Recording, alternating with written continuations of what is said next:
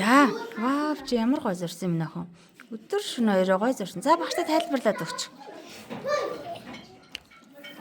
Юу тавилсан? Нэг зурсан зургаа тэгээд өдөр шөнө хоёр яагаад ээлж идэх юм болоо гэдгийг багштай тайлбарлаа. Дараа нь зурсан зураг. За. Одоо дэлхий. За. Нар доороо ирдэг. Харин дэлхий нарыг тойрж ирдэг. За.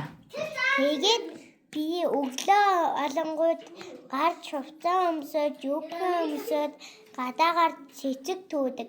Харин би орой байранда очоод унтдаг. Вау. Тэг юм аа. За тэгвэл дэлхийн нар хоёр маань өдөр шөнө хоёр маань яагаад солигдоод байгаа юм бол? Нар доороо ирдэг. Дэлхий харин нарыг дойрж ирдэг. За тэг явцтай яадаг юм. Тэгэхээр харин өдөр шөнө хоёр солигддог. За. Сүүдэртэй тал нь шүүн.